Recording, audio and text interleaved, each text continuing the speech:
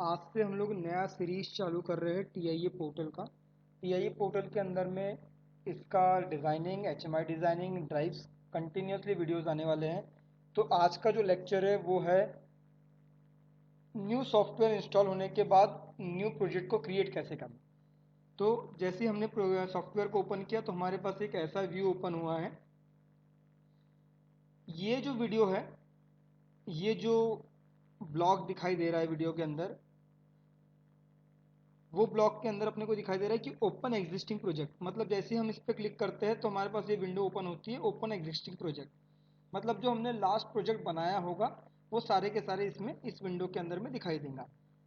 Path इसका defined देगा और लास्ट चेंजेस कितने तारीख को हुआ है वो यहाँ पर, कितने बजे और कितने तारीख को हुआ है वो यहाँ पर दिखाई देगा। फिर हम क्रिएट करेंगे क्रिएट न्यू प्रोजेक्ट। जैसे न्यू प्रोजेक्ट पे क्लिक करेंगे तो प्रोजेक्ट नेम पूछेगा। मान लो प्रोजेक्ट नेम हम ट्रेनिंग डाल देते हैं, training. Then path, version, by default जो हमारे सॉफ्टवेयर का वर्जन है वो 15.1। ऑथर नेम, कौन प्रोजेक्ट बना रहा है वो आप चेंज भी कर सकते हो। मेरा नाम मोहित है तो मैंने बाय डिफ़ॉल्ट यहाँ पे मोहित लिख के रखा है। आपको यहाँ पे अगर से कुछ और डालना है, Sam, any of the name, तो मैडी, और हम उसके बाद एक क्रिएट कर देंगे। जैसे ही हम क्रिएट करेंगे तो अभी हमारा जो प्रोजेक्ट है वो क्रिएट हो रहा है। प्रोजेक्ट क्रिएट होने के लिए थोड़ा टाइम लगेगा। जिसका जितना स्पीड रहेगा लैपटॉप का या डेस्कटॉप का, उतने जल्दी ये प्रोजेक्ट क्रिएट होगा। मिनिमम जो रैम लगता है सॉफ्टवेयर को ऑपरेट होने के लिए वो है 8 से 12 जीबी का रैम लगता है। थोड़ा सा ज़्यादा टाइम लगेगा, तब तक कि हम वेट करते हैं।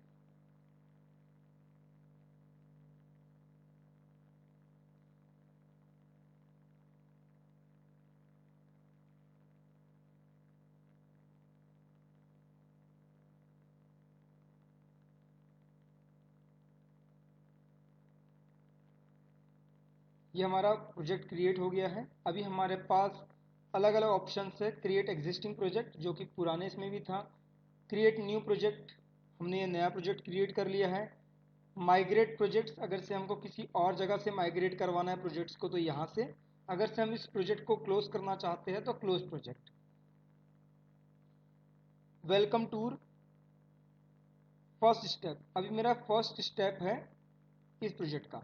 तो यहाँ से देखो, तो मैं यहाँ से प्रोजेक्ट व्यू ओपन कर सकता हूँ या फिर हमारे पास ये प्रोजेक्ट व्यू यहाँ से ओपन करने के लिए है। अब हम स्टार्ट मॉड्यूल के अंदर में डिवाइस नेटवर्क के अंदर में कॉन्फ़िगरेशन कर सकते हैं। कॉन्फ़िगर डिवाइस, हार्डवेयर कॉन्फ़िगरेशन अगर से हमको जब भी करना होता है तो हमारे पास दो तीन ऑप्शन है, जिसमें से एक ऑप्शन है डिवाइस एंड नेटवर्क में जाकर कॉन्फ़िगर डिवाइस। दूसरा ऑप्शन है डिवाइस एंड नेटवर्क में जाकर यहाँ से कॉन्फ़िगर करना। पीएलसी प्रोग्रामिंग केस में क्या क्या प्रोग्राम लिखना है, किस किस ब्लॉक में लिखना है, चाहे वो ओबी हो, एफसी हो, एफबी हो, डीबी हो, ये सारे के सारे ब्लॉक्स यहाँ पर हमको विजिबल होते हैं। हम कोई भी ब्लॉक्स को यहाँ से ओपन कर सकते हैं। मेथड एंड टेक्नोलॉजी, हम किस मेथड और टेक्नोलॉजीज का यूज़ करने वाले प्रोजेक्ट डेवलपमेंट के लिए हम यहाँ से कॉन्फ़िगर करवा सकते हैं उसको। ड्राइव पैरामीटराइजेशन, अगर से हमको कोई ड्राइव को कॉन्फ़िगर करना है यहाँ से, या फिर कोई कॉन्फ़िगर किसी हार्डवेयर में ड्राइव को ऐड करना है, तो हम यहाँ पर इस फंक्शन का यूज़ कर सकते हैं, ड्राइव पैरामीटराइजेशन। विजुअलाइजेशन, अगर से एच का यूज़ करना है तो हम कॉन्फ़िगर एच भी यहाँ से कर सकते हैं। हम सबसे पहले करते हैं प्रोजेक्ट व्यू।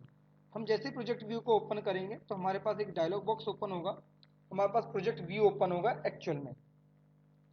तो आज के लेक्चर्स में हम लोग पढ़ेंगे ऊपर के टास्क बार के जितने भी फंक्शन है उसके बारे में। पहला है प्रोजेक्ट, जिसके अंदर में न्यू है, न्यू प्रोजेक्ट्स कर सकते हैं। ओपन में ओपन प्रोजेक्ट मतलब कोई एग्जिस्टिंग प्रोजेक्ट हमारा पहले से बनाया हुआ है तो हम उसको यहाँ से ओपन कर सकते हैं।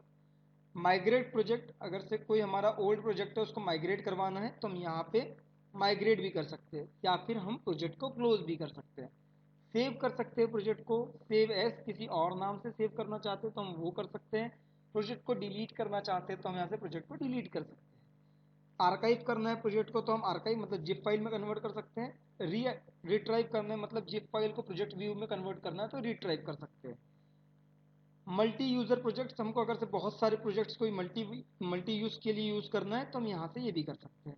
दूसरा edit, open object, undo, redo, cut, copy, paste, select all, select in project, find and replace, this all are the function जो कि हम लोग वर्ड और एक्सेल के अंदर में यूज करते हैं, वो सारे के सारे फंक्शन हम लोग यहाँ पर भी यूज कर सकते हैं।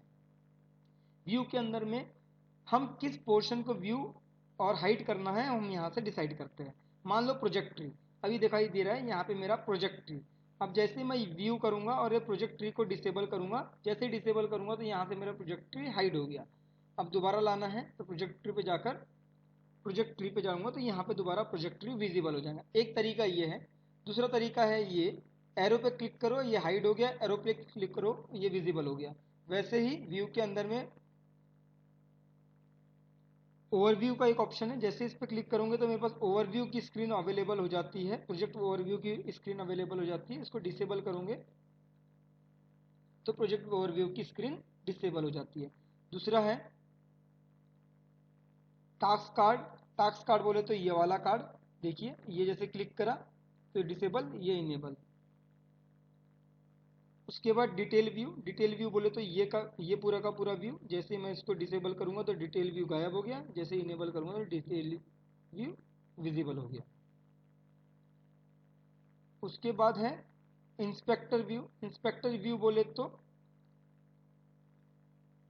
ये वाला, ये वाला। इसमें एरर दिखाई देगा, वार्निंग दिखाई देंगी, क्या प्रॉब्लम्स है वो सारे के सारे इंस्ट्रक्टर्स यहाँ पे दिखाई देंगे। चाहे वो प्रॉपर्टीज हो किसी ऑब्जेक्ट की, या फिर कोई पाथ हो, चाहे वो क्रॉस रेफरेंस का रेफरेंस हो, कंपाइलिंग का एरर हो, जनरल पैरामीटर्स का एरर हो, वो सारा का सारा आपको यहाँ पे दिखाई देगा। रेफरेंस ऑपरेशन, अगर से किसी ओल्ड प्रोजेक्ट का रेफरेंस लेना है तो हम यहाँ पे रेफरेंस विंडो भी ओपन कर सकते हैं, जैसे कि हमने ये रेफरेंस विंडो ओपन किया, ये हाइड कर सकते हैं यहाँ से, और यहाँ से ये इनेबल कर सकते हैं रेफरेंस विंडो। उसके बाद ऑनलाइन। ऑनलाइन के अंदर गो ऑनलाइन, हम प्रोजेक्ट को ऑनलाइन विजिबल करवा सकते हैं। एक्सटेंड ऑनलाइन मतलब किसी पर्टिकुलर एक ब्लॉक को एक्सटेंड करके उसको ऑनलाइन ले सकते हो। गो ऑफलाइन मतलब ऑनलाइन जिस प्रोजेक्ट को लिया उसको इस फंक्शन की मदद से ऑफलाइन भी जा सकते हो। सिमुलेशन स्टार्ट करना है तो हम सिमुलेशन मतलब विदाउट पीएलसी हम लोग प्रोग्राम को रन कर सकते हैं by using simulation. Stop and run time and simulation, अगर से आप HMI का इस्तेमाल कर रहे हो तो आप रन टाइम स्टॉप और रन कर सकते हो इस मदद से। डाउनलोड टू डिवाइस मतलब पूरा का पूरा हार्डवेयर कॉन्फ़िगरेशन प्लस ब्लॉक्स को आप लोग डिवाइस के अंदर में डाउनलोड कर सकते हो। एक्सटेंडेड डाउनलोड टू डिवाइस मतलब होता है किसी भी पर्टिकुलर ब्लॉक को आप पीएलसी के अंदर में डाउनलोड कर सकते हो। Download and reset the PLC program मतलब डाउनलोड करने के बाद आपके जो लास्ट प्रोग्राम्स थे उनको आप रिसेट भी कर सकते हो, मतलब आपकी जो लास्ट मेमोरी बिट्स थी या डीबी बिट्स थी उनको रिसेट कर सकते हो मेमोरी कार्ड के अंदर में डाउनलोड करना। उसके बाद है अपलोड फ्रॉम डिवाइस मतलब आप पीएलसी से अपने लैपटॉप में सॉफ्टवेयर को अपलोड करवा सकते हो। यहाँ पर इस केस में आप सिर्फ सॉफ्टवेयर ही अपलोड ले सकते हो पीएलसी से, मतलब जो आपने जो प्रोग्राम है वो सिर्फ आप पीएलसी का सॉफ्टवेयर अपलोड ले सकते हो, हार्डवेयर नहीं। पर unload device and new station जब आप सिलेक्ट करते हो तो आप हार्डवेयर और सॉफ्टवेयर दोनों को ही अपलोड ले सकते हो। बैकअप फ्रॉम ऑनलाइन डिवाइस मतलब जब आपने प्रोग्राम को ऑनलाइन लिया है और आपको कोई चेंजेस दिखाई दे रहे हैं तो आप प्रोग्राम का बैकअप भी ले सकते हो। हार्डवेयर डिटेक्शन मतलब इस फंक्शन की मदद से आपके सिस्टम में क्या क्या हार्डवेयर कनेक्टेड है वो आप पता लगा सकते हो, चाहे वो सीपीयू होगा, ड्राइव होगा, चाहे वो एचएमआई होगा, आप सारे के सारे डिवाइसेस का पता लगा सकते हो। एचएमआई डिवाइस मेंटेनेंस, इसके केस में backup, restore, authorised and licence, आपका क्या क्या प्रॉब्लम्स है आपके एचएमआई के अंदर में जिसकी वजह से वो रन नहीं कर रही है, ये हम यहाँ से इसका मेंटेनेंस भी कर सकते हैं। एक्सेसिबल डिवाइस, एक्सेसिबल डिवाइस का यूज करके आप जब एक्सेसिबल डिवाइस के ऊपर हम आप क्लिक करोगे तो आपके नेटवर्क में कौन कौन से डिवाइस कम्युनिकेट कर रहे हैं ये आप पता लगा सकते हो, चाहे वो सीपीयू हो, एचएमआई हो, ड्राइव हो, एनकोडर हो, आपके नेटवर्क में जो जो डिवाइस कनेक्टेड है और जिसके तक आप पहुंच पा रहे हो, जिसके साथ आपका कम्युनिकेशन हेल्दी है, वो सारे के सारे विजिबल हो जाएंगे एक्सेसिबल डिवाइस की मदद से। ऑप्शंस के अंदर में आपके पास ये ऑप्शंस अवेलेबल होता है, setting, support package manager, start automation, licence manager, show reference task etcetera. Tools के अंदर में export, import, project task, this all are the option. Windows के अंदर में क्लोज ऑल, मतलब अगर से आपने 10-12 विंडोज ओपन कर ही लिए, FC1, FC2, FC3 या फिर DB1 DB2 क्रॉस रेफरेंस, तो आप मान लो 50 विंडोज ओपन करके बैठे हो, अब एक एक को आप क्लोज नहीं करना चाहते हो, आप चाहते हो कि पूरे एक साथ क्लोज हो जाए, तो क्लोज ऑल का ऑप्शन क्लिक करिए, आपके सारे के सारे जितने भी विंडोज आपने ओपन की होगी वो सारी की सारी क्लोज हो जाएंगी। इस केस में आपकी विंडो क्लोज नहीं होगी, मिनिमाइज होगी, क्योंकि मिनिमाइज ऑल है। नेक्स्ट एडिटर, मतलब आपने मान लो FC1 पहले ब्लॉक पे खोल के रखा है और FC2 दूसरे नंबर पर, तो आपको FC2 पे स्विच करना है, तो नेक्स्ट एडिटर पे आप क्लिक करेंगे तो FC2 पे सिलेक्ट हो जाएगा। प्रीवियस मतलब दूसरे से पहले पे आना है, तो आप प्रीवियस एडिटर पे जा सकते हैं। स्प्लिट एडिटर शेप वर्टिकली, मतलब आपको मान लगता है कि FC1 और FC2 आपको दोनों ही एक साथ दिखाई दे वर्टिकली, तो आप इस ऑप्शन का यूज कर सकते हो। अगर से आपको लगता है हॉरिजेंटली दिखाई दे, तो आप हॉरिजेंटल वाले फंक्शन का यूज कर सकते हो। उसके बाद ये हमारे पास हेल्प फंक्शन है, जिसके अंदर में show help, service and support and installation software का हमको हेल्प मिलता है ड्राइव के अंदर। अब हमारा प्रोजेक्ट ट्री, प्रोजेक्ट ट्री के अंदर में हमारा प्रोजेक्ट का नाम है ट्रेनिंग। यहाँ पे ऐड न्यू डिवाइस का ऑप्शन आता है, जिसपे हम क्लिक करके आपको अलग अलग डिवाइस को ऐड करके कर सकते हैं, चाहे वो इनपुट मॉड्यूल हो, आउटपुट मॉड्यूल हो, CPU हो, CP मॉड्यूल हो, कम्युनिकेशन IM मॉड्यूल्स हो, पावर सप्लाई हो, चाहे एनालॉग मॉड्यूल हो, एनालॉग आउटपुट हो, किसी भी प्रकार का हार्डवेयर अगर से आपको ऐड करना है, चाहे वो आपका रोबोट हो, चाहे एनकोडर हो, ड्राइव हो, HMI हो, किसी भी प्रकार का हार्डवेयर अगर से आपको प्रोजेक्ट के अंदर में ऐड करना है, तो ऐड न्यू डिवाइस की मदद से आप कर सकते हो।